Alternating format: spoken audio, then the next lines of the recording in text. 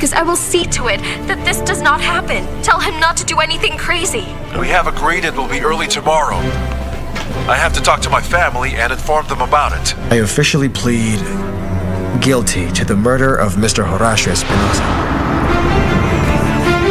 Quiero amarte de una forma diferente, de otro modo, nunca igual al de otra gente.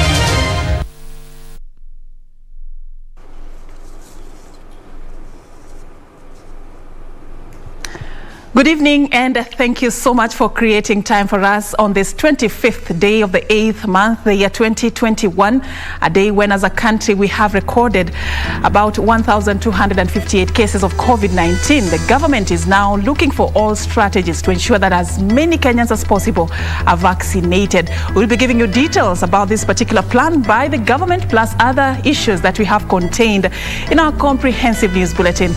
John Jacob Kioria also will be joining us from Nakuru. Today he's having a sit-down with the COTU Secretary General Francis Atwoli to talk about, among other issues, the state of labor movement in Kenya and the BBI. What next following the Court of Appeal judgment? We got that and much more contained in this bulletin that begins right now. But first, here are the highlights.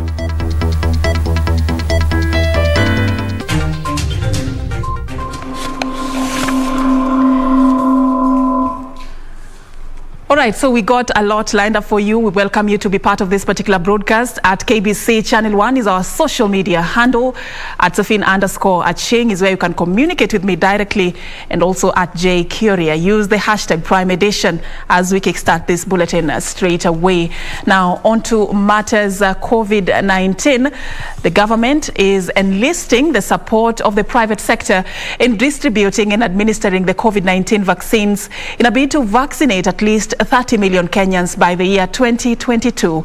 COVID-19 Vaccine Task Force Chairperson Dr. Willis Halwale says the memorandum of understanding is being worked on that will focus on the framework on how the government will purchase the vaccines from funds pooled by the private sector, then task them with the distribution. So far, 2.5 million Kenyans have been vaccinated. That story begins our bulletin.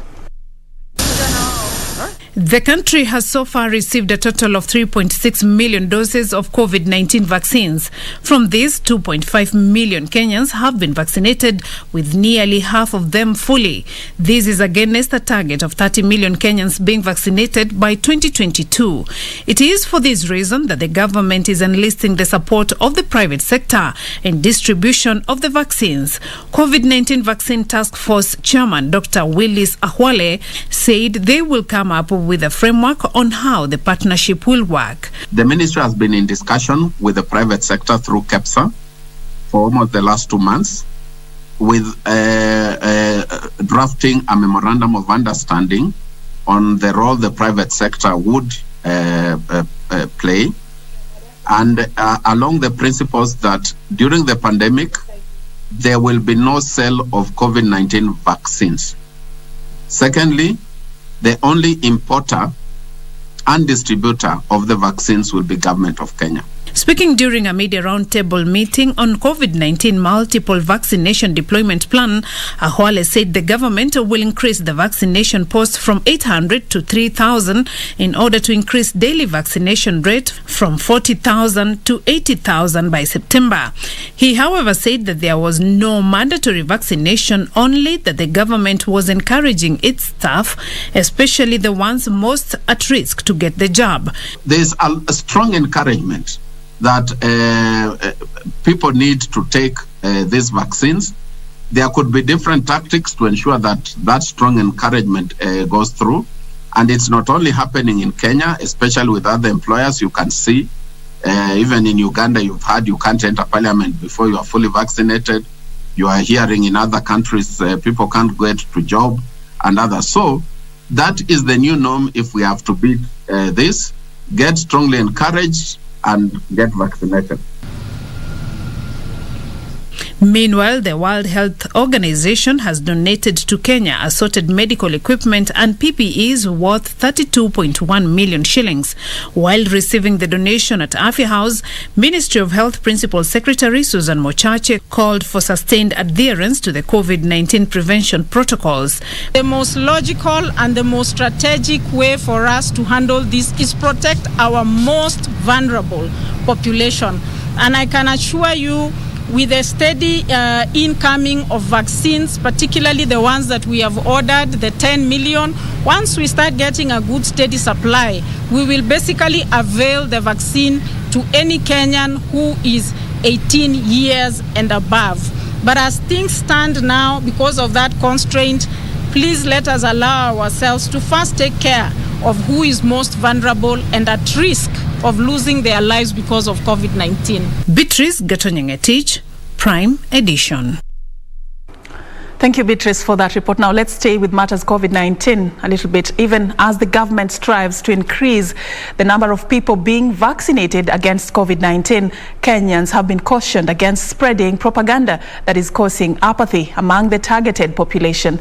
Deputy President William Ruto is calling on religious leaders to take the lead in encouraging Kenyans to take the jab. Deputy President William Ruto met a section of the clergy from the Presbyterian Church of East Africa at his official residence in Karen, Nairobi. The DP challenged religious leaders to take the mantle in encouraging Kenyans to take the jab, warning against negative propaganda being spread about the COVID-19 vaccine. Kuna mambo madogo madogo hapo, propaganda hapo katikati. Wananchi wanaambiwa pengine chanjo iko na hii, pengine iko ile. Mimi nataka niwaambie, tuombe kila Mkenya wajitokeze, Wakenya wote katika kila sehemu ya Kenya wajitokeze ili tupate vaccination. And as Kenyans continue to take a beating from the economic downturn occasioned by the COVID-19 pandemic, the DP emphasized that the only safe way to reopen the economy is if the country manages to attain a herd immunity. Vaccination ndio njia itakayotusaidia tuweze kupunguza wale watu tunawapoteza, na pia itatusaidia kuhakikisha kwamba uchumi wetu inafunguliwa na tunarudi katika makazi zetu, ndio tuweze kupeleka taifa letu mbele. The meeting with the religious leaders is part of a series of meetings the DP has had with regional delegations as he crafts his 2022 political strategy. Remember, tonight we are also focusing on the state of Kenya's labour movement. John Jacob Kioria is going to be engaging the Secretary General of KOTU, Francis Atwoli. Here is what you should be expecting. You have a personal problem with the Deputy President of the Republic of Kenya? Never. Never. And as I've said, if there was a personal problem, it was in the course of my work during those days. And I can even tell you, there's no personal grudge at all. Even when he wanted to form that his political party, the one which merged to make Jubilee. URP. Yeah, he used to get people like Washiari monitoring from my house at Western Province. We have no any grudge at all. Now that interview coming your way shortly. Do stay with us and please continue interacting with us on social media at KBC Channel 1 at Serfine_Achieng at Kioria. The hashtag is Prime Edition. Now moving on, Equity Bank Managing Director Gerald Warui now says the bank has never had any banking relationship with deported Turkish national Harun Aydin. Warui on Wednesday told the National Assembly's Departmental Committee on Finance and National Planning that the bank has never advanced any credit facility to Aydin.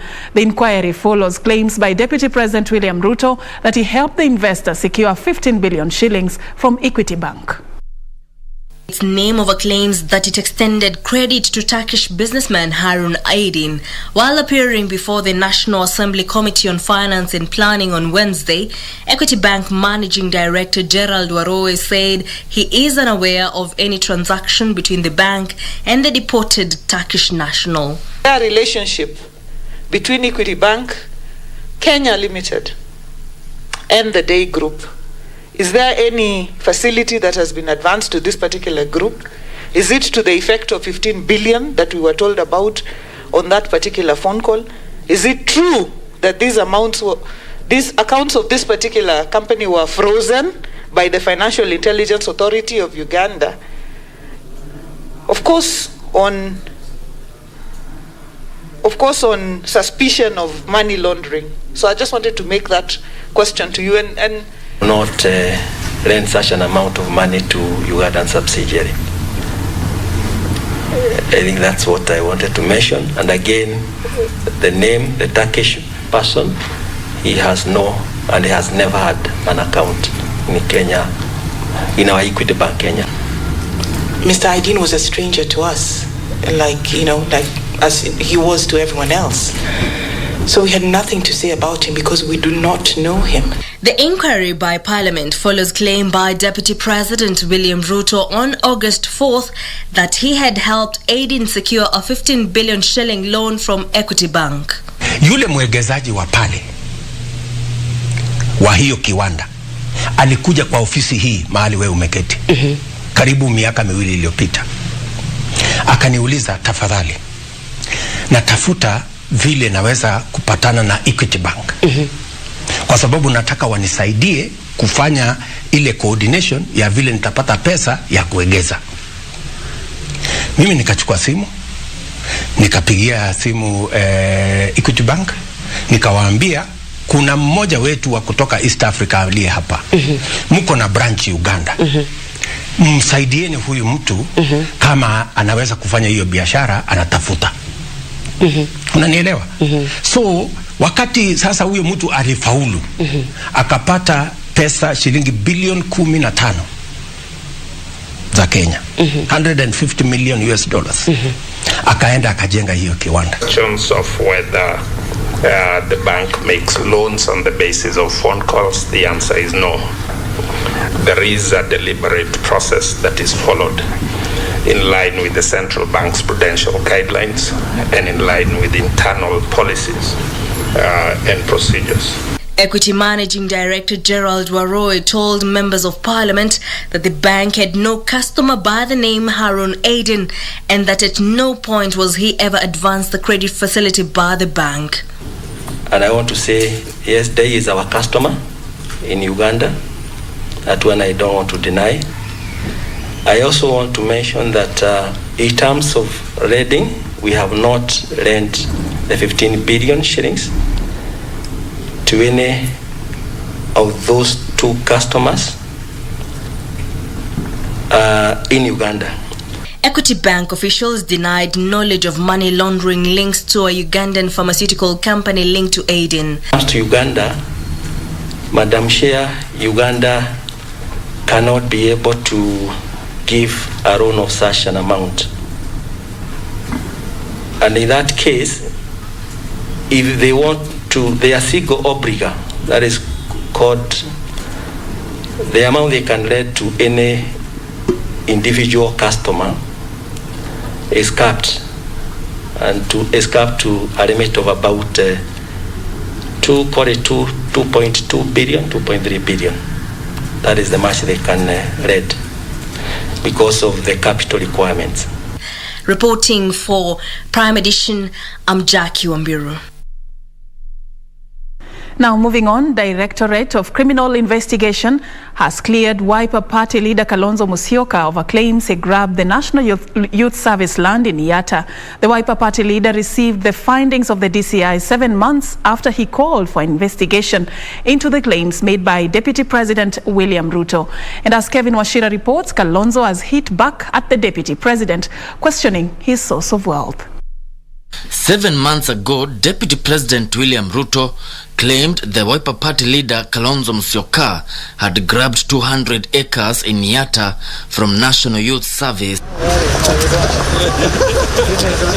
Kalonzo Musyoka then moved to the Directorate of Criminal Investigations to probe the claims.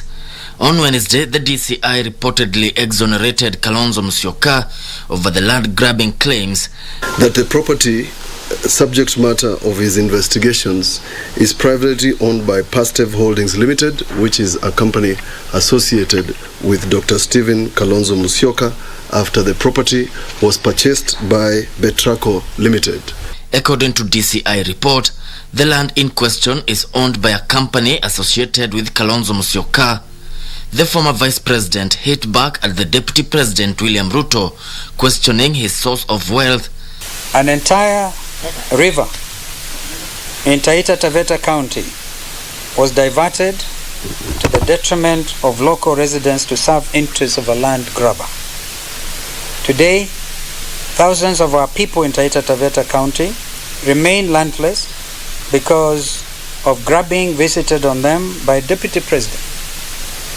He bought grabbed land with full knowledge because where his interests matter, his conscience takes a break. As he preaches a false hustler narrative, today the Deputy President owns 5 high-end helicopters piloted by white captains with an exclusive grabbed hangar at Wilson Airport. The ADC land, that is Agricultural Development Corporation land, in Laikipia was grabbed by William Ruto and must revert back to the state. Kalonzo, who has declared interest in the presidency in next year's general election, says he would recover stolen public wealth if he becomes president. Kevin Washira, Prime Edition. Thank you, Kevin, for that report. Now on to matters education. Nyeri, Nyamira, Mandera and Bomet counties are leading in the leading in the number of 2020 KCPE candidates who have joined Form 1 so far.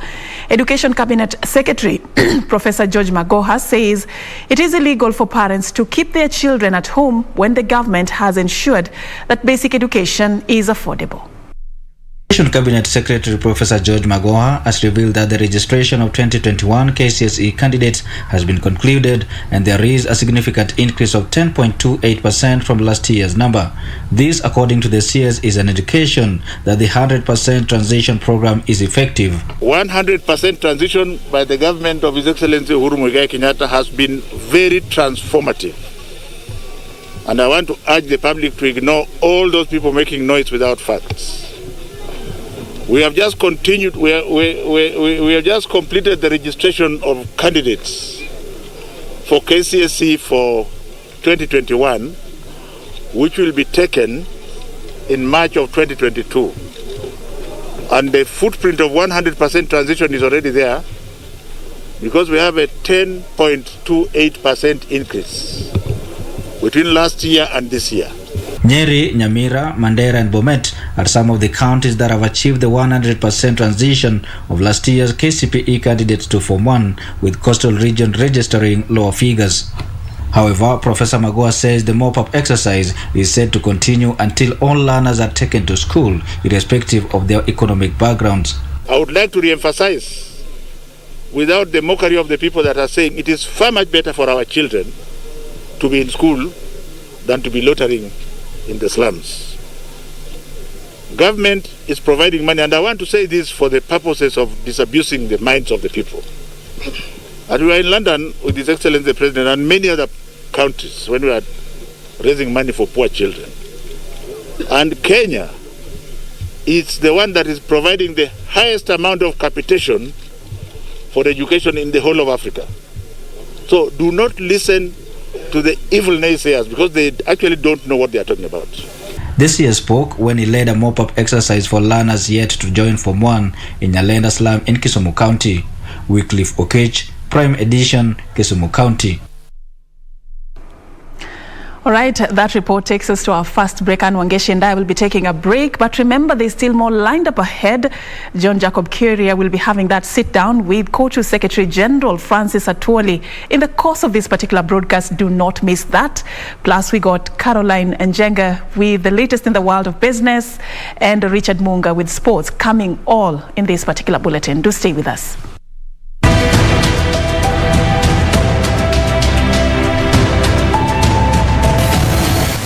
The only people who don't want privatization, of course, are the few chief shifters, because they state that they have been demanding, the people themselves, the leaders in the area, the members of parliament, resolutions, and we cannot, overlook their feelings and what they want to be done.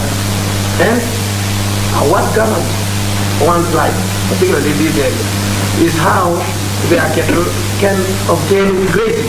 That's why government puts manjaka or an area where they can be protected so that their cattle can graze within a certain area this time and then move on to another area to allow grass to grow in the area which they were grazing in the past and so on.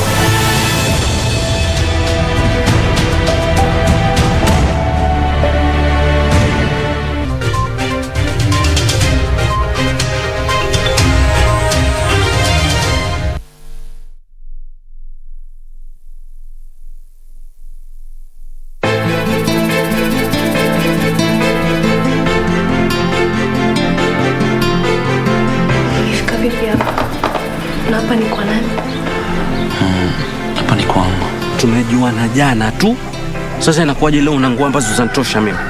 Si ndio nyinyi mlionishauri mimi nioe? Si ndio nyinyi mlioniambia kwa nyumba baba anataka mama mwingine? Sio nyinyi. Tulikuwa tufanye nini baba? Tulikuwa tufanyeje? Baba hasikizi mtu yoyote, hataki kushauriwa na jambo lolote.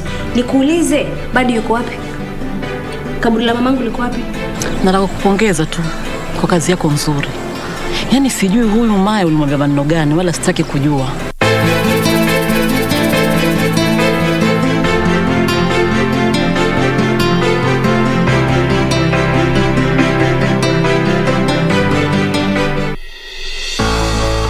One year ago, President Uhuru Kenyatta consolidated the operations of three key entities: the Kenya Ports Authority, the Kenya Pipeline Company, and the Kenya Railways Corporation. These three entities, they have a combined total asset of about 1.4 trillion Kenya shillings. 12 months down the line, has the sailing been smooth for KTLN? These things are not easy to melt together. These are institutions with histories. One, two, going back as more than 100 years. These are not institutions that will easily. So there is it is hard work. It's enjoyable work because you can see the end game.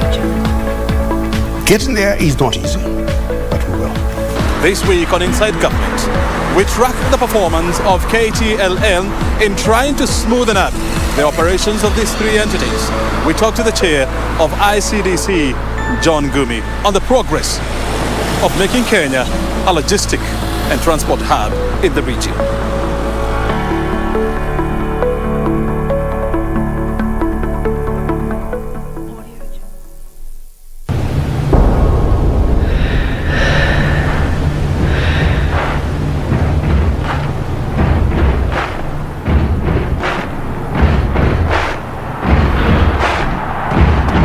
The excitement of the Olympic Games doesn't just stop there, as the biggest para-sports event, the 2020 Paralympic Games, gets underway from the 24th of August to the 5th of September in Tokyo, Japan. So, get ready to be inspired by these sportsmen and women with outstanding abilities, and look out for Team Kenya too in their quest for glory by watching all the highlights daily on KBC Channel 1, your true sports partner.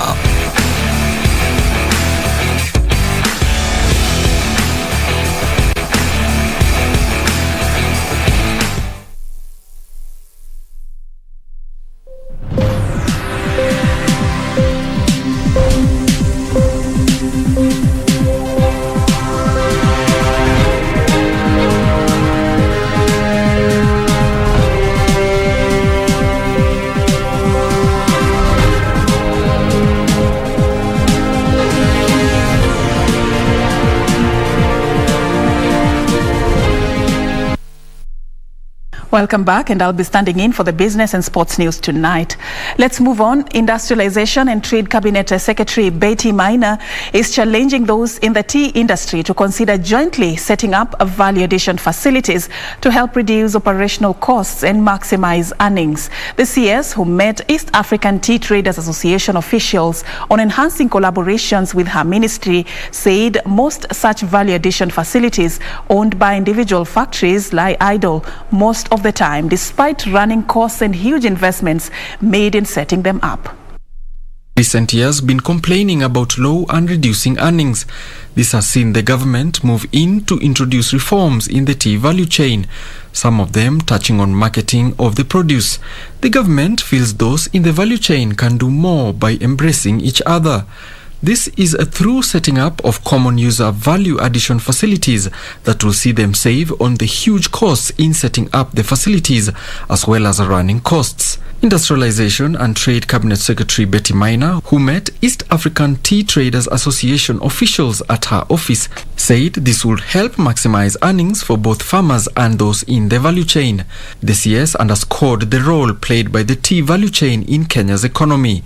She said tea earned Kenya 120 billion shillings in 2020, which is equivalent to 24% of the country's total foreign exchange earnings. The East African Tea Traders Association officials urged producers to embrace the Mombasa tea auction for selling the produce to take advantage of its proximity to the port of Mombasa, the dollar-dominated nature of transactions with the international buyer, and assured payments within 9 days. Currently, the Mombasa tea auction trades over 450 million kilograms of tea annually, from an average of 650 million kilos produced in 10 countries within the Eastern and Central African region, of which 78% of the quantity is from Kenya. Alan Aoko, Prime Edition. And Laikipia County Government will go down in history as the first devolved unit to float 1.1 billion shillings infrastructure bond. This is after the County Assembly has voted to endorse the infrastructure bond that is expected to fund capital-intensive development projects in the county, such as smart towns and irrigation.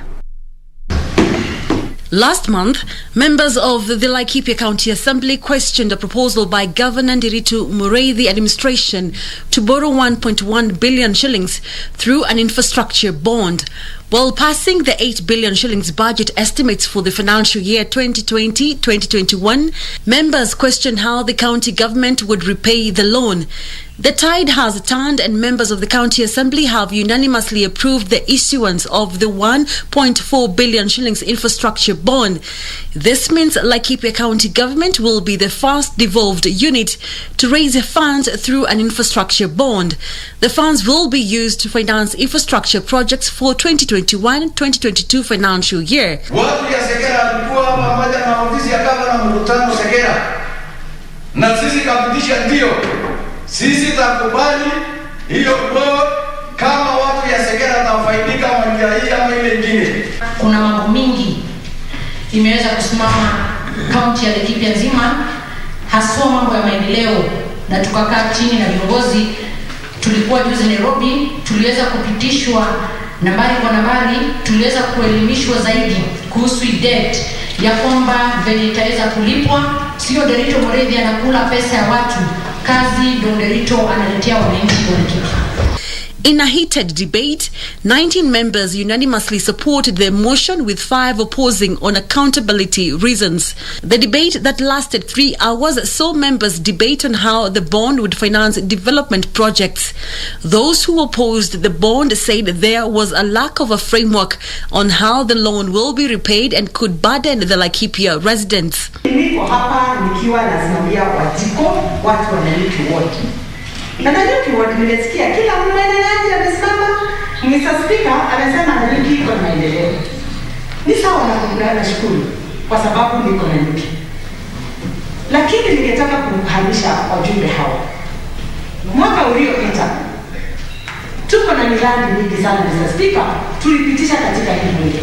Mr. Speaker, we were taken through the infrastructure board, and in fact sometimes around June or July, Mr. Speaker, the national government had a crisis where our people, some of our people, looked even to the World Bank that Kenya does not need hatutaki deni Kenya tena.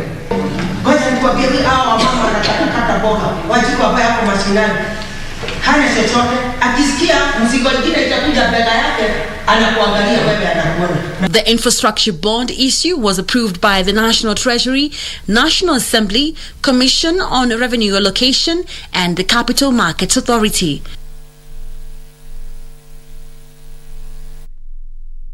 Now moving on, the annual wildebeest migration is on at the Masai Mara National Reserve. Tourism Cabinet Secretary Najib Balala is urging global travelers to come and witness the annual spectacle while having a taste of the unique and authentic safari experience. The wildebeest migration, branded as Africa's greatest wildlife manifestation, attracts thousands of tourists across the globe to the Masai Mara National Reserve. Between the months of August and October, over 1.5 million animals, mostly wildebeest and zebras, crossed the crocodile-infested Mara River from Serengeti National Park in Tanzania to the Masai Mara National Reserve in Kenya in search of pasture. The event is a daring and dangerous expedition for the animals, as thousands die crossing the crocodile-infested Mara River, as well as from other predator attacks. With the COVID-19 disruptions, Kenya is exploring other ways to bring the spectacle to the tourists. This includes social media platforms such as TikTok. We want to use the social media and you by hashtag Magical Kenya to support tourism, both balancing between lives and livelihood. So yes, we want to open up business, but we want also to have safe destination as Kenya. Kenya is using social media platforms to raise awareness around biodiversity, conservation, and inspire action towards wildlife protection worldwide. Definitely every August to October, we can see the wildebeest migration and crossing across this beautiful river. And yes, it's exciting to see hundreds of thousands of wildebeest coming into this area. Balala says the government is keen on strategic collaborations to position Kenya as a preferred tourist destination. Now away from business, moving on, the government has adopted a multi-sectorial approach in fostering peace ahead of next general election. Interior Cabinet Secretary Dr. Fred Matiang'i says that besides security measures put in place, they are working closely with faith-based organizations and players in different sectors of the economy to propagate peace to avert a repeat of election-related mayhem. With barely a year to the next general election, the government is not relenting in avoiding a recurrence of election violence. Speaking during the 64th National Council of Churches of Kenya General Assembly, Interior Cabinet Secretary Dr. Fred Matiang'i says among those measures is the involvement of faith-based organizations in peace-building programs. So where you have meetings organized by NCCK for youth, we need to make sure, Stafam will make sure our county commissioners are there. They work with these young people to preach peace across the country, to talk to their fellow young people, to avoid being misused and to belong to gangs, to avoid being abused by political leaders. We are focusing now on active social groups like the border, and through NTSA we want to begin building structures that we work directly with Matatu owners, Matatu welfare associations in various areas, and Matatu circles, because they bring together critical role players in reaching out to our population as we go forward. Matiang'i said security will be beefed in areas identified as hotspots for violence, adding that the government is better prepared this time round to curb chaos during elections. I am satisfied that this time around we're even better prepared than we were in the past, because we also have learned. We would like to have an election where not a single bullet is shot, not a single mwananchi is hurt, no one is displaced, and everyone who is able to participate in the electoral process participates peacefully. He also cautioned the youth against being misused by politicians to engage in divisive politics and violence for monetary gain. Say no to violence, say no to division of the country, say no to ethnicity, say no to all these negative aspects that will destroy our society. No to bad leadership. Yusufar reporting for Prime Edition.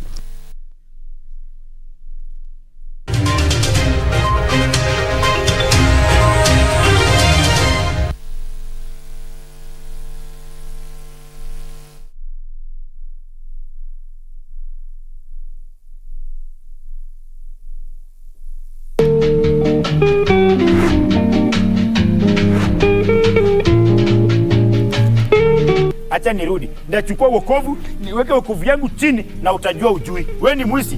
Nini mzee? Mimi ni kijana. Ngoja uulize maswali. Sasa wewe ukijiita kijana, sisi tutajiita nini? Mimi ni pipi ya ongeki. Si ndio hiyo sasa, ananifananisha na mwanamke na mimi si mwanamke. Tatani atindwe. Kechuta. Sema ukweli hii koti kuachilie. Enga mama. Ngoja, sikiza. Huyu si mama, ni mheshimiwa. Enga mwambie sichukue sheria kwa mikono zake. Ala. Sichukue sheria kwa mikono zake.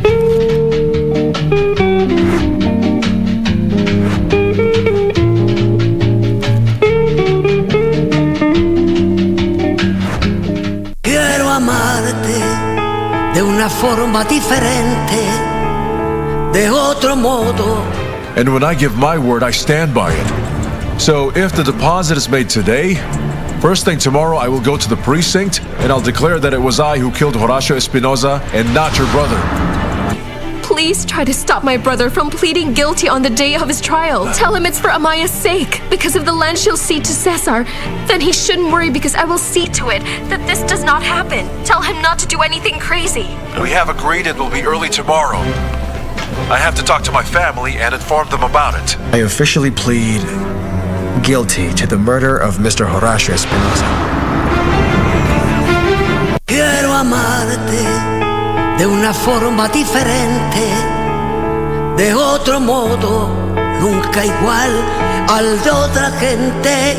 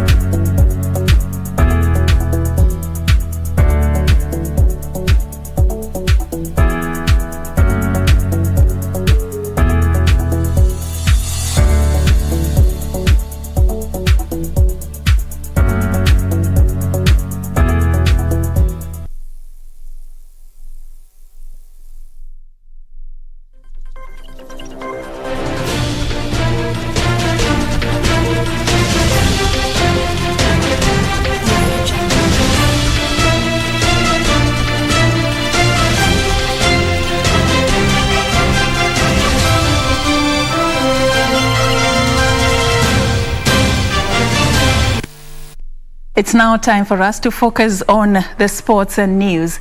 Now, Kenyan lone rower Asiya Mohamed Sururu has hinted of registering impressive performance at the ongoing Paralympic Games in Tokyo, Japan. Asiya will begin her medal quest on Friday when she takes part in the women's PR1 sculls category. Elina Shiveka reports from Tokyo. Pararower Asiya Mohamed Sururu concluded her training today, Wednesday, at the Sea Forest Waterway course here in Tokyo, Japan, ahead of a competition slated for this Friday.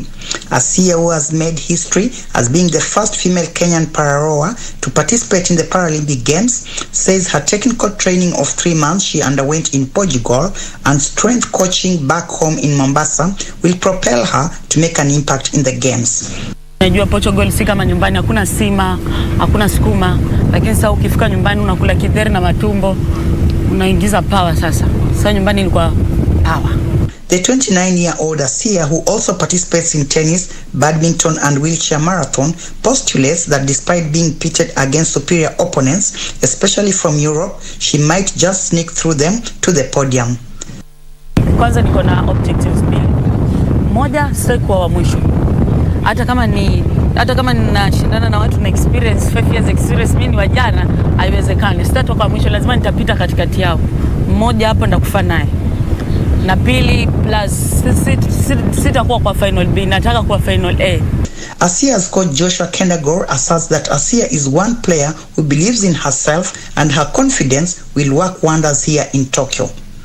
Ijumaa ndio tunangojea. Asema tumeongea, yeye atamaliza ile nguvu iko nayo.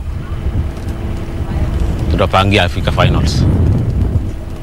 Asiya, who is ranked first in Africa in the para-rowing women's single sculls event, is confident of representing Kenya well in the sport of rowing. Reporting for KBC Channel 1, this is Elina Shiveka from Tokyo, Japan. Shiveka there from Tokyo, Japan. Thank you and all the best to Asiya in her quest to bring back the medal home. Now moving on, Kakamega Homeboys midfielder Shami Mwenye Kibwana is the July FKF Premier League Player of the Month after a successful month with the Kakamega-based club. The midfielder was in sensational form in July, finding the back of the net 8 times in 6 league outings, as Homeboys won 5 of those matches and playing out to a draw 1. Shami Mwinyi began the month of July with a brace in a 3-1 win over Ulinzi Stars, setting up Alan Wanga for the third goal in Nakuru. He followed it up with another brace in the 4-2 win over Mathare United at the same venue. In the following match, he scored 1 goal as Homeboys downed Nzoia Sugar FC 2-1. He experienced a 2-match drought against Wazito FC and Sofapaka before returning to the score sheet in style with a treble in the 4-1 win over Kariobangi Sharks. Niko na injury ya Achilles, broken shoulder, so niko na struggle na injuries, but mindset of everything, mentality, ku adjust na situation na ku pick it from where we left. Sharks forward Eric Apaito, who was also in great form that month, came in second while KCB's David Simiyu finished third. Meanwhile, Homeboys tactician Nicholas Muyoti has been named Coach of the Month for the same month, that is July, after he guided the team to a sensational performance. Kwanza kabisa tulikuwa tumeenda kwa run mbaya sana na ilifika time ambayo wachezaji ilibidi waamke.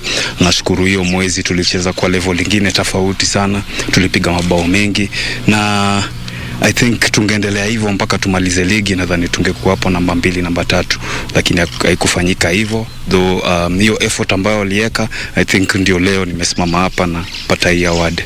Muyoti beat Ulinzi Stars boss Benjamin Nyangweso and Wazito coach Francis Kimanzi to the award. Now, Djibouti's FDFC jetted into the country early today in preparation for the inaugural CAF Women Champions League Sekafa qualifiers that are set to kick off on Saturday in Nairobi, Kenya. 8 clubs from the East African region will take part in the tournament as they aim to be the sole representative in the continental competition from the region. The tournament will feature 8 of the top women clubs from the East African region in a group and knockout format. The winner will gain one automatic qualification slot to the CAF Women Champions League to be played in Egypt later this year. 8 clubs that have since confirmed participation in the tournament include Kenyan champions Vihiga Queens, Burundi's PVP, FAD of Djibouti, Ugandan champions Lady Doves, Simba Queens of Tanzania, New Generation from Zanzibar, Yei Joint Stars of South Sudan and Ethiopian champions CBE.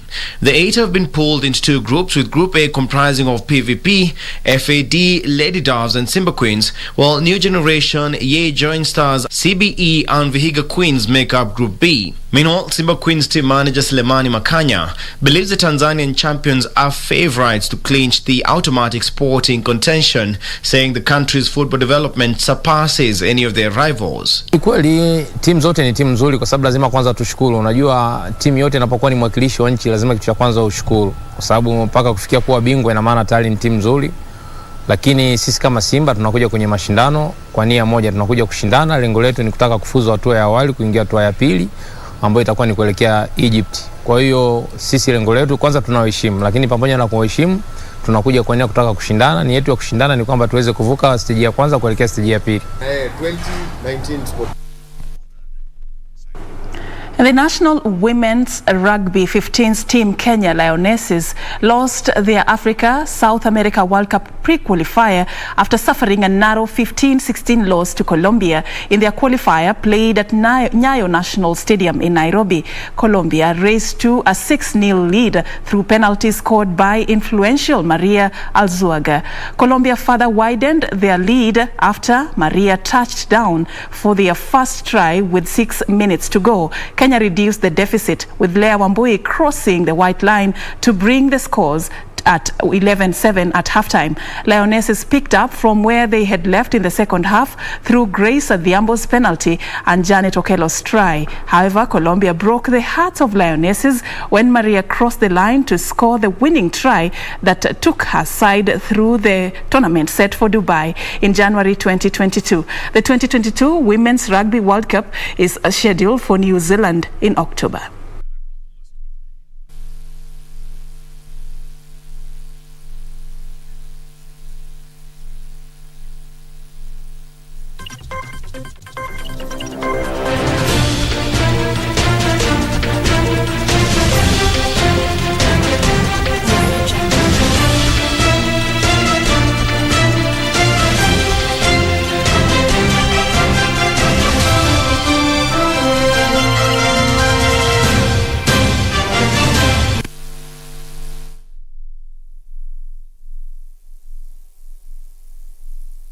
Pata mtumaini Mungu kama skiza tune, bonyeza *811 *815#. Mtumaini Mwenyezi Mungu kwa moyo wako wote, wala usitegemea akili zako mwenyewe.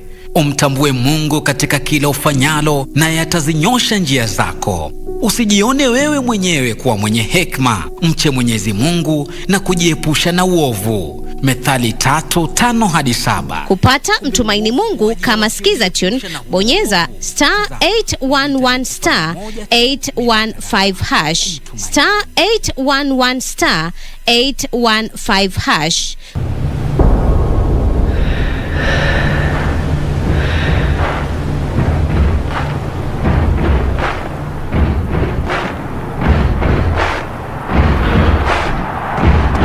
The excitement of the Olympic Games doesn't just stop there, as the biggest para-sports event, the 2020 Paralympic Games, gets underway from the 24th of August to the 5th of September in Tokyo, Japan.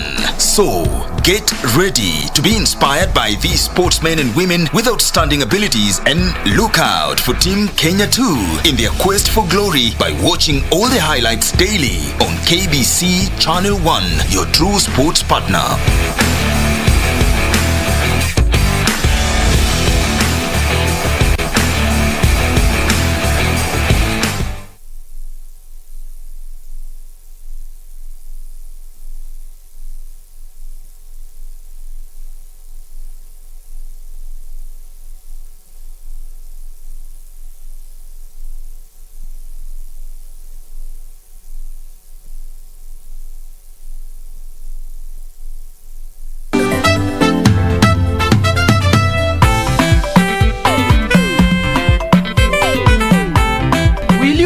curse you, cabbage face. This kind of speech is for those who use their brains. You, on the other hand, could use water and soap. Guys! Julia and Vala, I've eaten all the food. Now we are going to die in the jungle. Will you keep your voice down? You know, I had no plan of going out like this, just so you know. And Julia, just know you're the worst planner in the history of planning. What is your problem? Why can't you just enjoy the trip like the rest of us?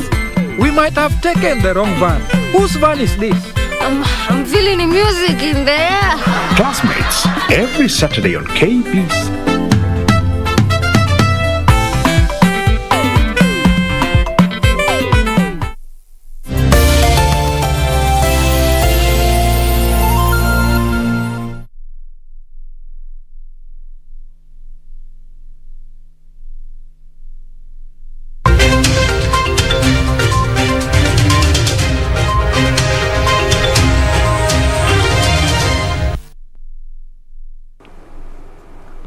Now let's move on. The Independent Policing Oversight Authority has launched investigations into the death of a man during protests in Kahawa West on Wednesday morning.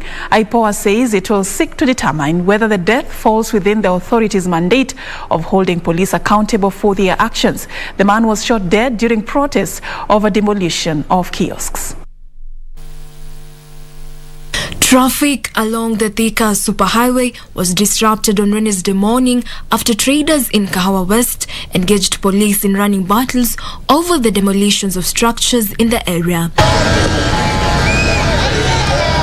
A man allegedly died in the ensuing violence. No one came here to shoot anybody. Our main purpose was to disperse.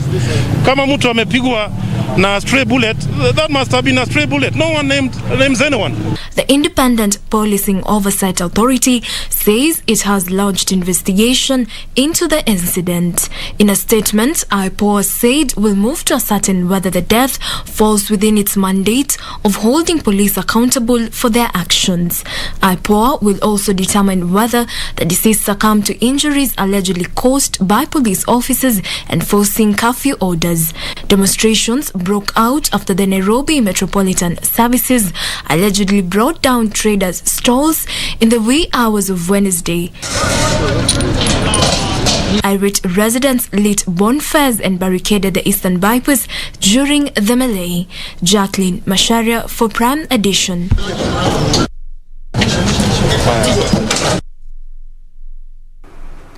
All right, and along the corridors of justice, Evans Juma Wanjala, the man accused of multiple killings in Moy's Bridge, has pleaded not guilty. Wanjala, who was on Wednesday charged in a Kapenguria court with 3 counts of murder, is alleged to have killed 5 children in Moy's Bridge, Uasin Gishu County. Serfine Robi with that report. A day after he was declared fit to stand trial, Evans Juma Wanjala has been arraigned in court. The self-confessed serial killer, however, pleaded not guilty to 3 counts of murder before the High Court in Kapenguria. Evans Juma Wanjala is accused of killing 5 young girls in Moy's Bridge, Uasin Gishu County between December 2019 and June 2021. Justice Bonunga directed the case be mentioned on the 8th of September at the Eldoret High Court. Niyo mambo yote yatashughulikiwa na jaji, atakuwa na hiyo majukumu mnamo wa tarehe 8 mwezi wa 9 kule Eldoret. Meanwhile, Mohammed Said Shute has filed a petition in court against Marsabit Governor Mohammed Ali of alleged misappropriation of 119 million shillings allocated for the COVID-19 pandemic response in the county. The petitioner wants the court to order the governor to present statements of account on all statutory deductions and remittance and pensions made from all county staff from the period of 2017 to June 2021, and the respondents compelled to pay all the pending and audited bills from the said years and their personal accounts be audited in order to enable him know how the funds were spent. Finally, After a long wait for justice for 3 years, the Solai Dam case where 48 people lost their lives is set to kick off in 2 weeks at the Naivasha Law Courts.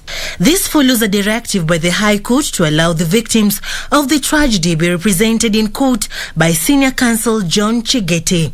The judge had earlier on noted that the victims of the case who were represented by the DPP were never given a chance to have their grievances heard. For Primetime Edition, I'm Serfine Robbie.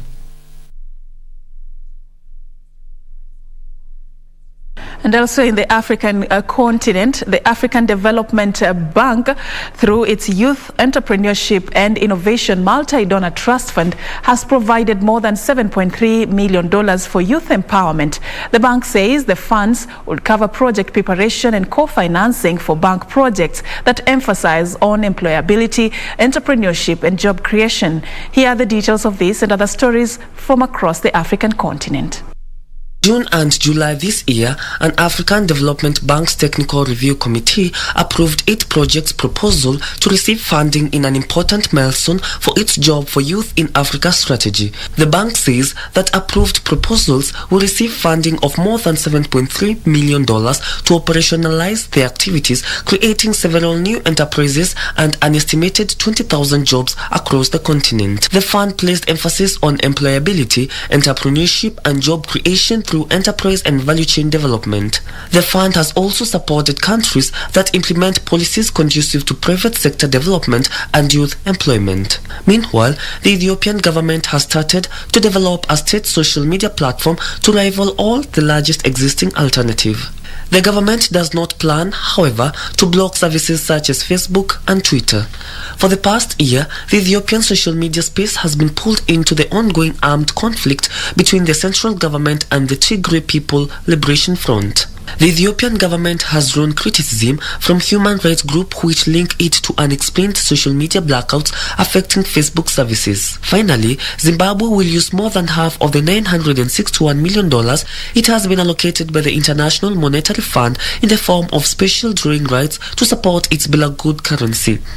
The currency now trades at 85.82 to the US dollar and even lower on the black market, a plunge that made it difficult for the government to get it accepted locally, and it's generally not tradable outside the country. Zimbabwe Finance Minister said that for the support of the currency, the government wants to hold back about $500 million.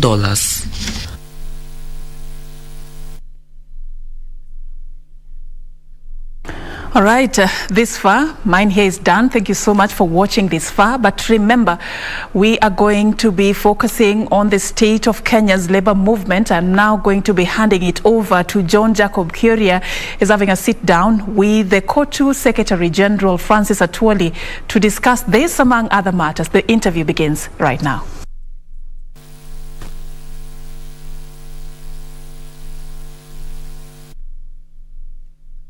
Well, tonight we are talking to the COTU Secretary General, Francis Atwoli, with so many honors, NOM, CBS, MBS, EBS, and he's with us tonight as we talk about, Kenya's labor force and the politics around it, and we're talking to him tonight. And by the way, did you know that Francis Atwoli has written a book, and this book is called Francis Atwoli, Fame, Force and Fury. And I'm sure at some point he will tell us what is contained in this book. First of all, Bwana Katibu, thank you very much for joining us tonight. Asante, John. All right.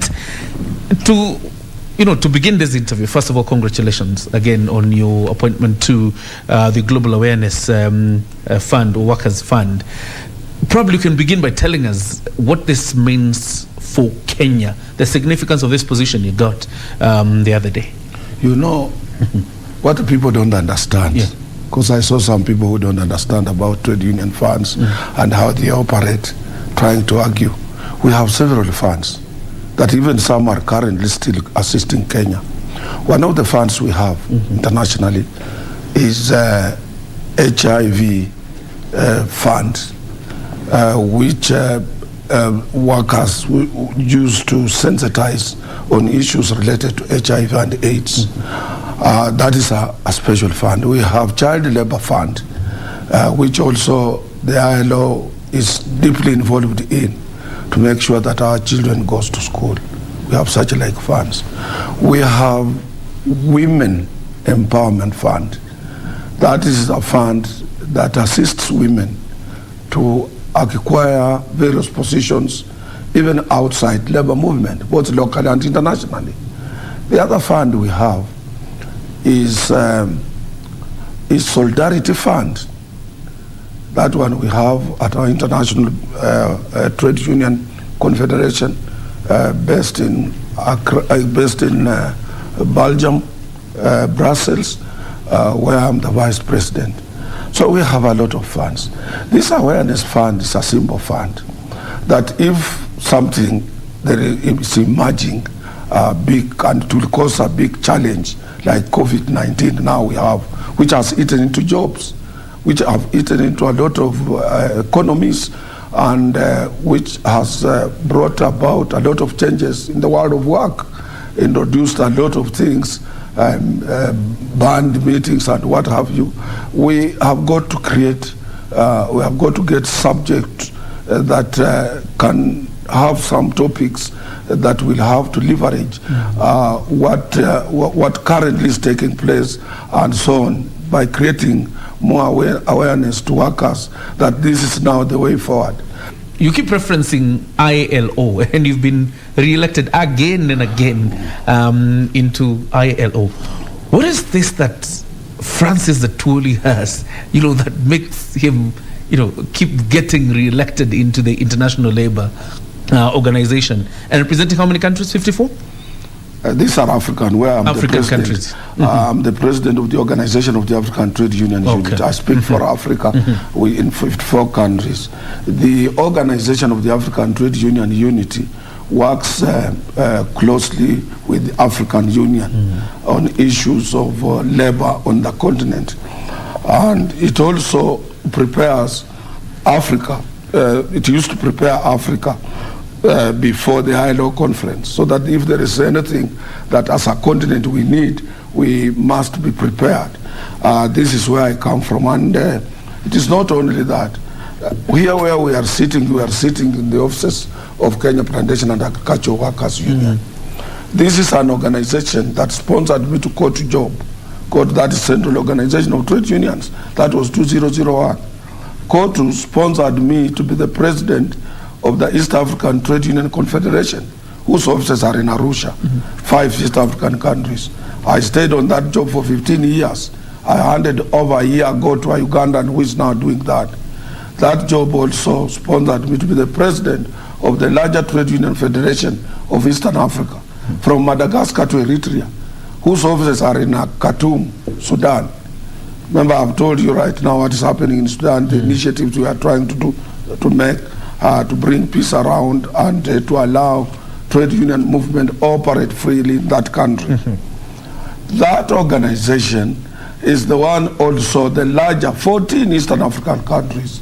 It is the one which marketed me to become the president of the Organization of the African Trade Union Unity in the year of 2004 during the month of April in Algeria, so I was elected. Now, from 2004, I've been speaking for Africa as the president.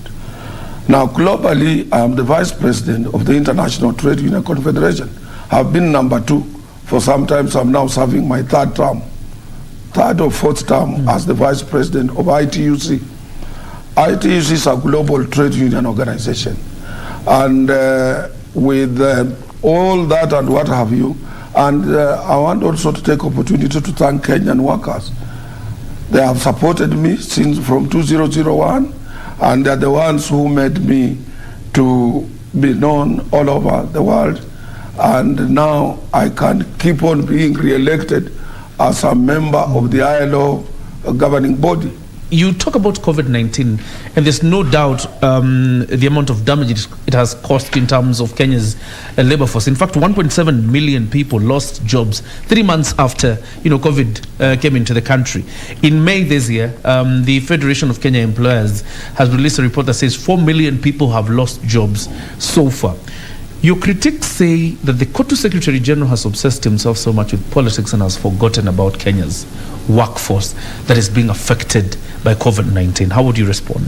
That is why it is good people to be really educated. You can go to school up to university, have several degrees, but you are not educated.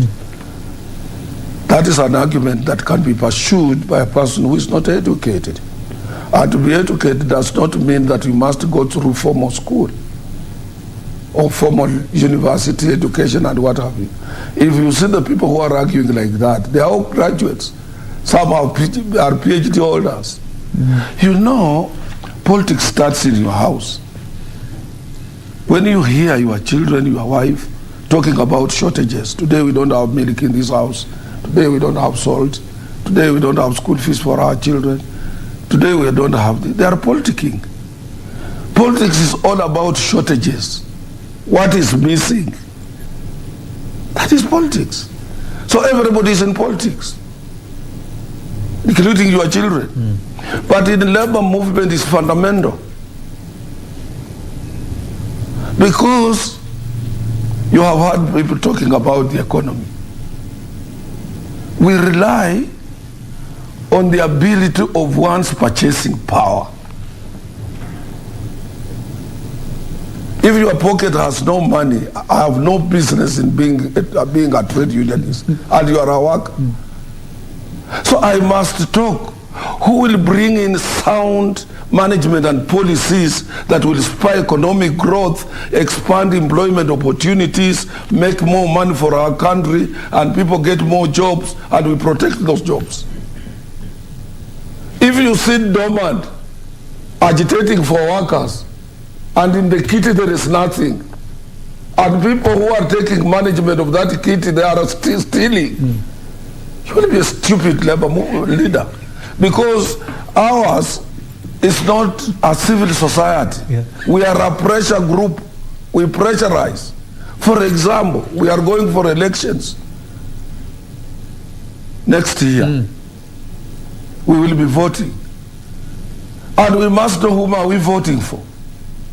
Can this person be able to manage and grow economy and create employment?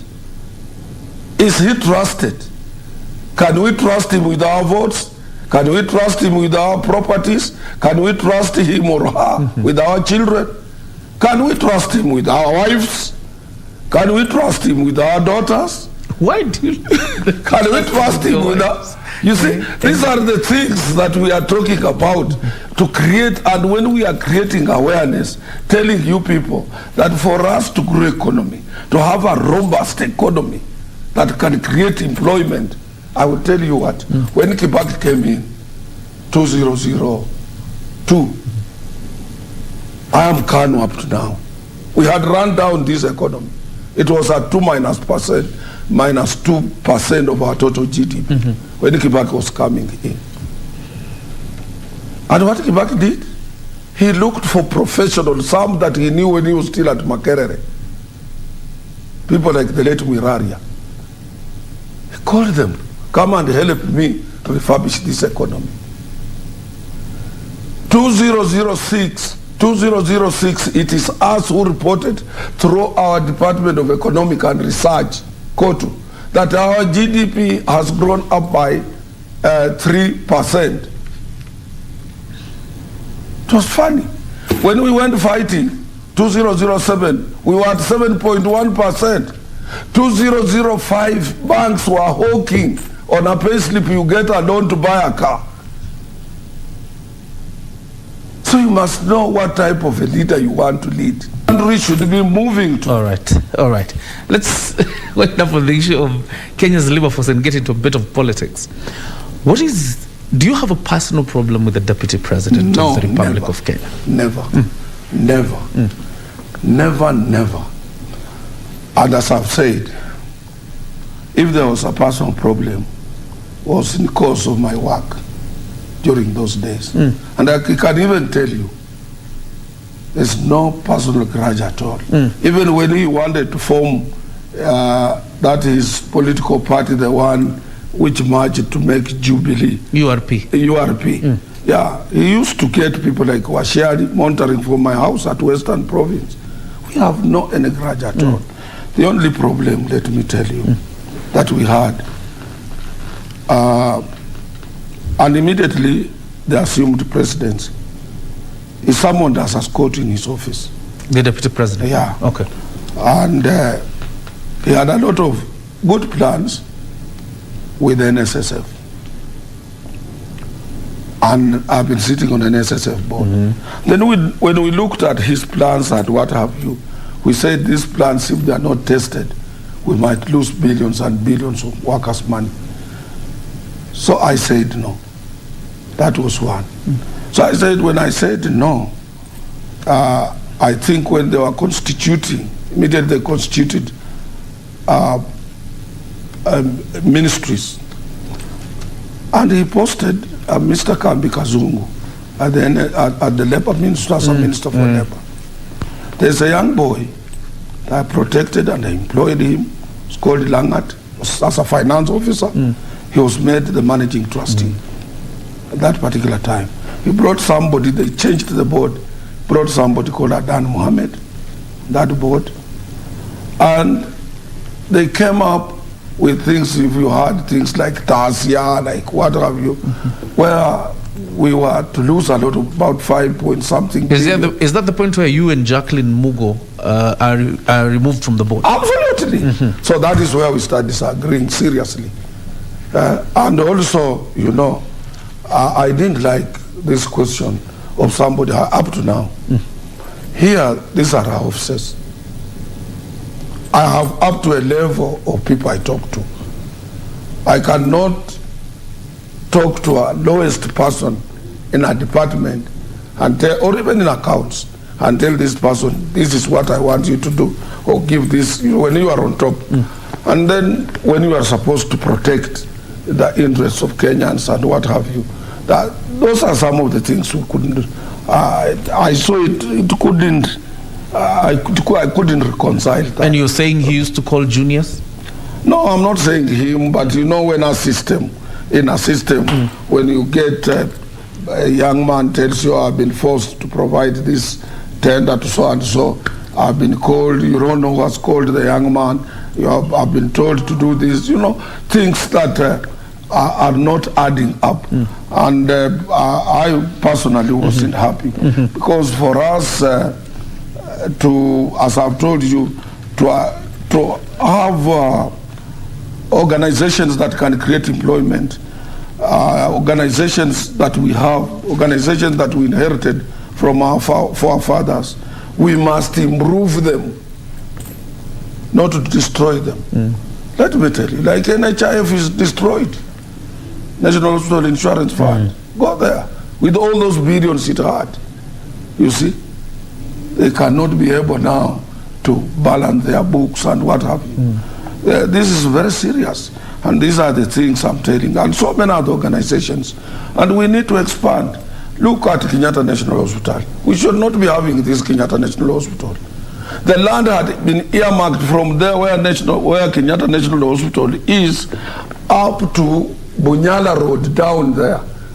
It was a government land to expand a hospital into a big hospital, all inclusive, including the Armed Forces Hospital, police, everybody there, laboratories of different type, women hospital, children hospital, like those big hospitals we see when we go outside Kenya.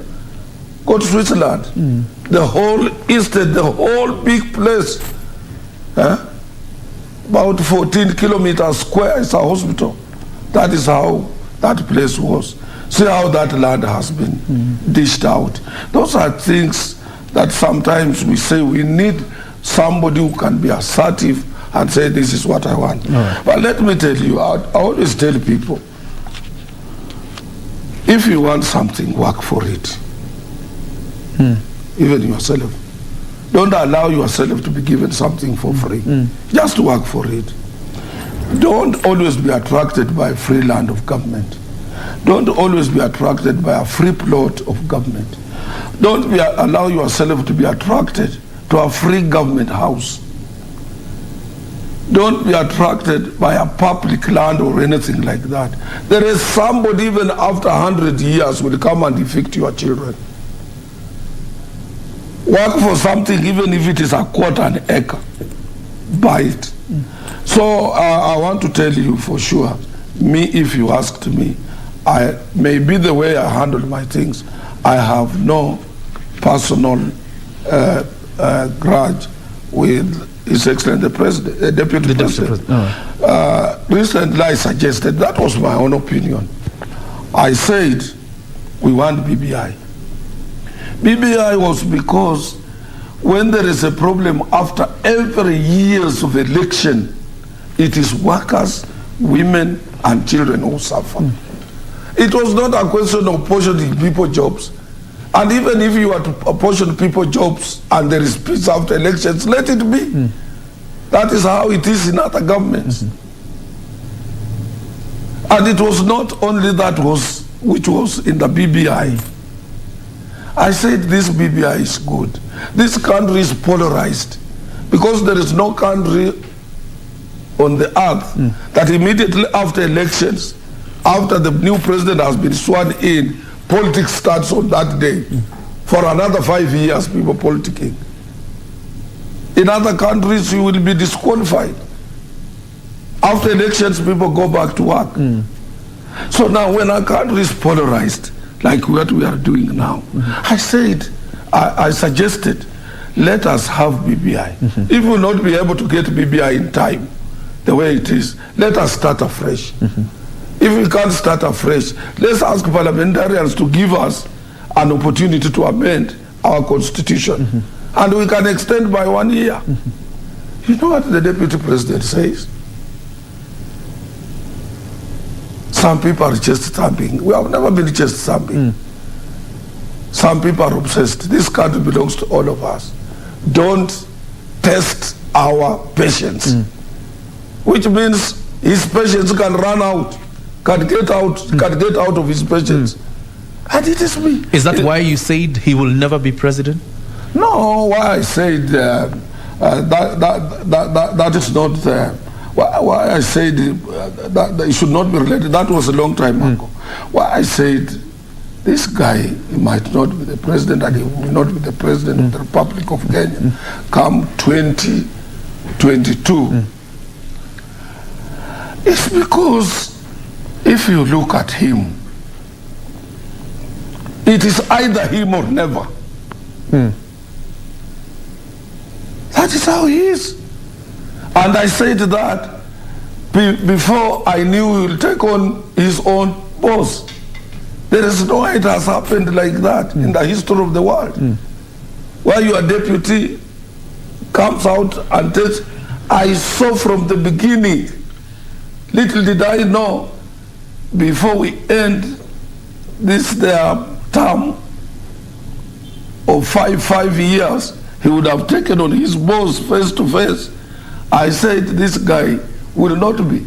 I thought that his anchor and his moves will be on one inch. You know, when you want something by force, it must be you. You can't get it. You cannot get it. And that's purely your problem with him? That was not a problem. That is, I was prophesizing how his behavior and how his behavior. Okay. I have no problem with him, I've told you. As a person, I have no problem with him. Yes. But I was seeing the way he was handling himself and handling people. And the way he wants whatever he wants, he must get it. And rushy, you know? Within a shortcut, a shortest possible period, he wants to have this, he wants to have this. You know, well, if you go through that route, it is very difficult for you to get it. And you have tried it. Try to see what you want and you want it quickly. You will never get it. Because, let me tell you, for now, for free, who are the biggest losers on this BBI? It is you people from Central Province. More constituencies, more money than any other person. Billions of money you have lost. In ward fund, who have lost? Who have so many wards? It is you. You have lost money. And several other forget about what fund. Other constituencies which were coming with money. Devolved money, a lot of money which was going to Central. Billions and billions of money, you are the losers. And that through devolved system is where people are now creating employment, my friend. Development is realized at a low level through a devolved system. So when somebody says BBI, he's only talking about those positions. People want, they want this BBI, but they want to create jobs. Why are you not talking about World Fund? Why are you not talking about 1 man, 1 shilling? Disparities in this CDF and what have you. Why are you not talking about that? And that is what was all about BBI. All right. So those are the things that would have created. Who are the biggest losers on this BBI? It is you people from Central Province. More constituencies, more money than any other person.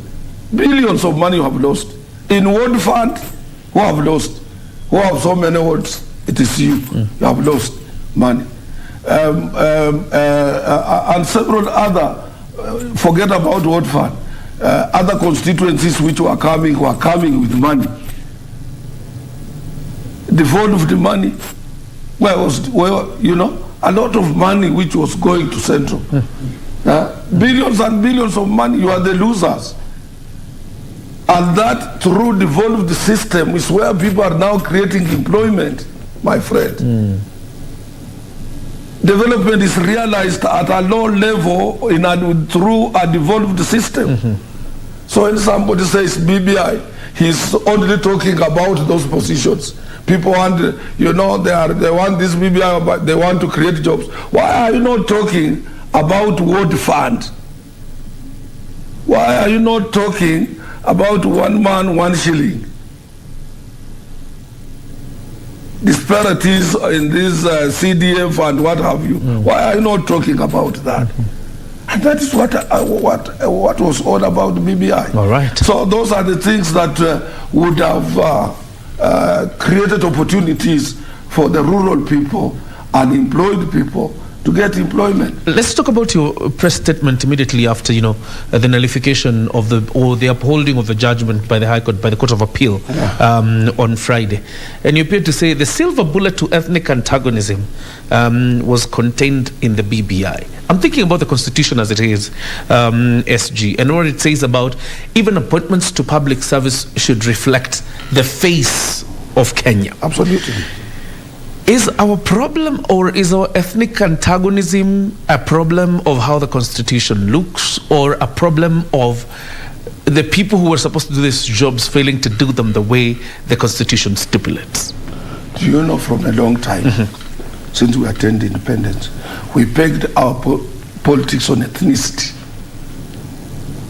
And we cannot move out of that. What we need to do, we need to play it positively. We need to accept that we are ethnicity-based guys in this country. We must accept that. We should not pretend.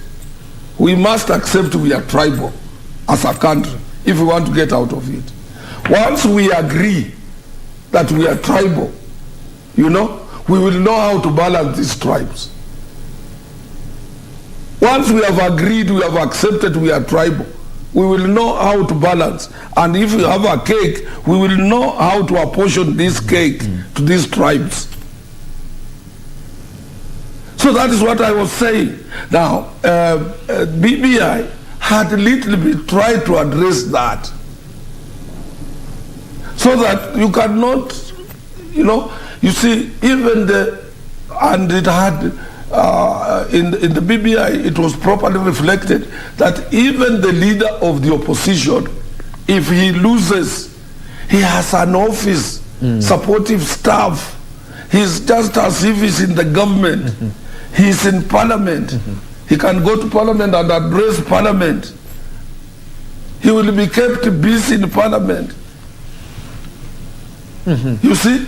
And those other competing big political parties, which are all ethnicity based, they will have a slice in the national leadership. We should not pretend the way the deputy is saying, walikuwa wanataka kutakiana tu kazi nini. Wewe unataka upate hiyo kazi uende nayo peke yako. Never! Never! Wengine pia tukubali so that there is stability. That is what BBI was addressing. It's not a question. We must accept. You can see immediately after elections how the ministries were formed. We are second, we from Western Kenya, the Luyas, we are the second largest to Kikuyu, according to census. We were left out completely. Wamalwa was our second thought to come into the cabinet because of his friendship with the president. But then there were two communities to share the load. Save to Uhuru tried to give to other people. He asked Mudawari, whom do you bring to me? Kibaki, bring me somebody. The Kikuyu professionals, get me somebody. He went to Luo Nyanza, he picked somebody on his side. He picked people. But on his side, look at it at the first, who are his ministers in the first 2013, after 2013 election government? Who are his ministers? So this is what we are saying. To cure this, we must accept. People are not saying that. He's saying to a portion. All these people, BBI was fighting to give some people jobs. Whom did he give jobs immediately after 2013 elections? Another tribe. Even we who are his neighbors. Whom did he propose for a ministerial position? So we are saying if we would have accepted we are communities, there are 20 positions for cabinet secretaries. We are 43 communities and we want to have assistant ministers. Let every area, get one, because we have accepted.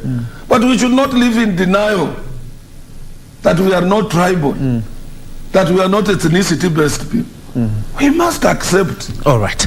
After this BBI ruling, and of course we saw the Council of Governors saying that they will sponsor a bill through Parliament now to push to forward these changes from the BBI and make them, a parliamentary initiative. As one of the proponents of BBI, is that a route you're thinking about? Going through the parliamentary initiative way? No, me in my statement, if you listen to me carefully, I said, let's put this BBI business behind us. That is it? Yeah, let's come together. And I said, whoever will be elected, even Ruto himself who is talking now, the deputy president, if he's elected, he will revisit this constitution 10 times, 20 times. I listened to him saying, we are losing what we had gained. He opposed the 2010 constitution. He opposed it. So what is he losing? He didn't support it. You lose what you fought for. He didn't fight. We were fighting for it. We went throughout. You saw Scott going everywhere for 2010 constitution. We were part of it. We wanted to be reflected as it is in Article 41 of the current constitution. It is us who can say we are losing.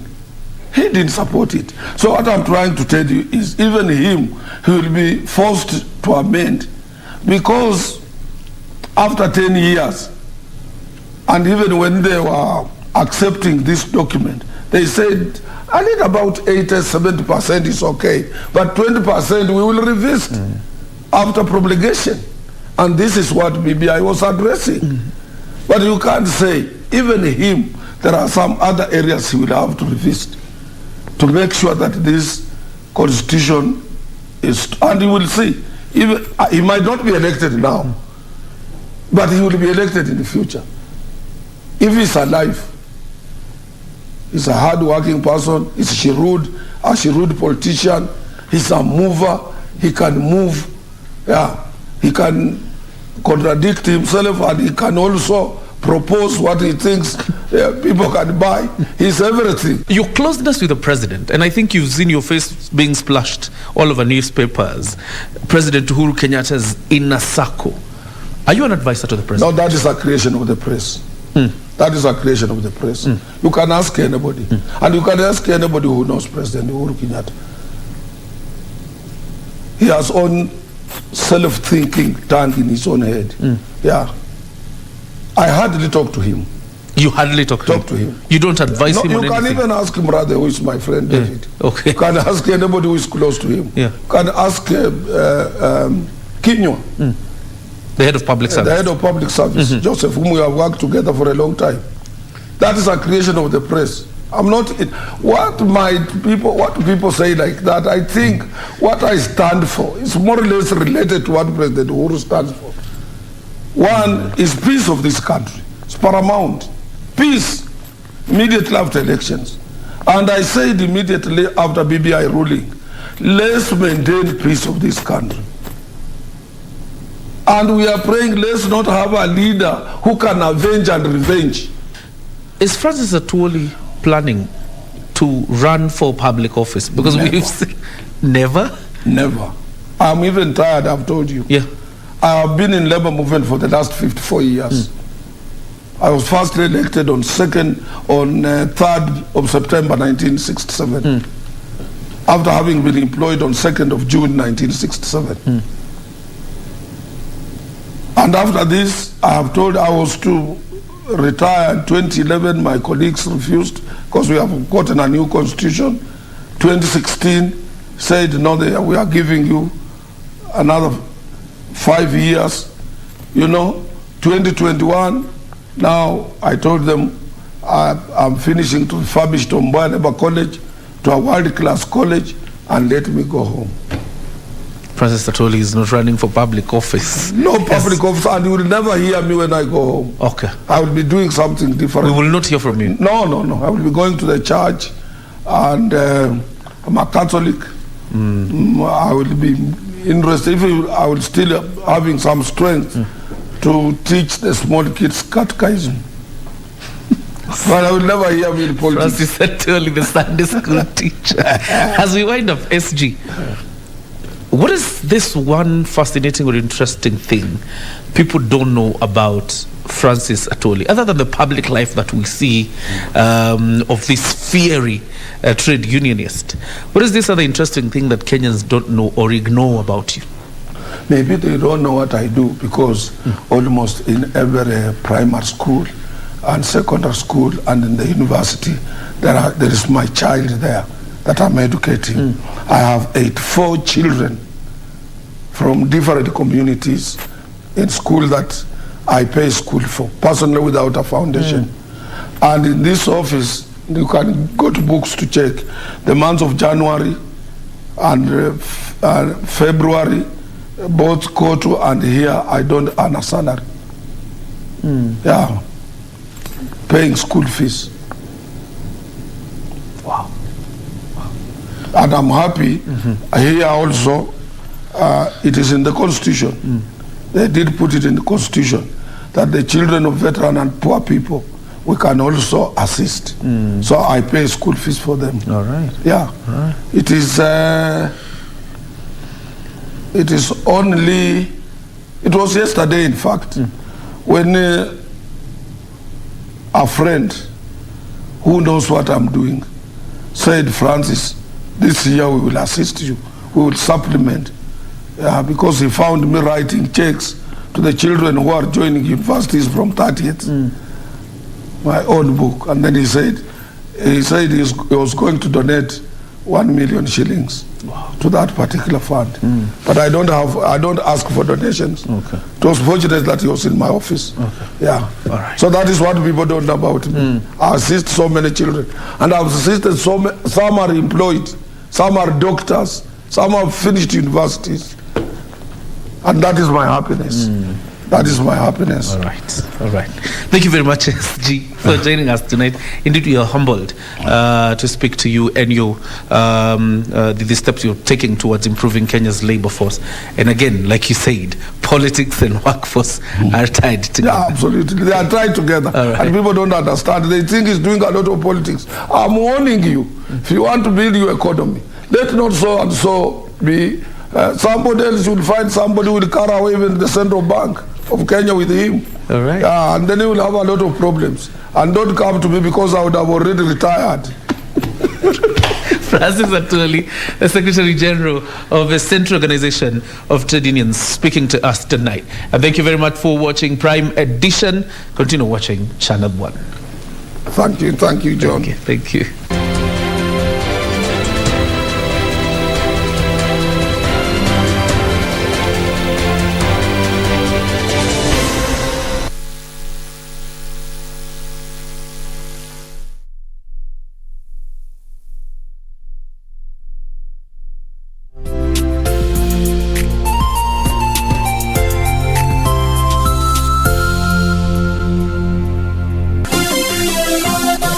Beauty College.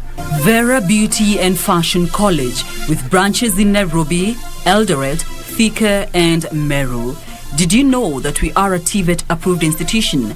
We offer courses in fashion design, interior design in soft furnishing, event decoration, flower arrangement, event planning, hairdressing, barbering and dreadlocks, beauty therapy, makeup, nail technology, spa massages, teaching skills, TOT, solo business management, and many more.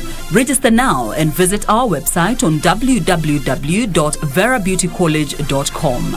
You can also call on 0725 923 550 Nairobi branch, 0728 087 689 Eldoret branch, 0722 22 7428 Thika branch, 0725 000-706 Meru branch. Vera Beauty and Fashion College, a TVET approved institution.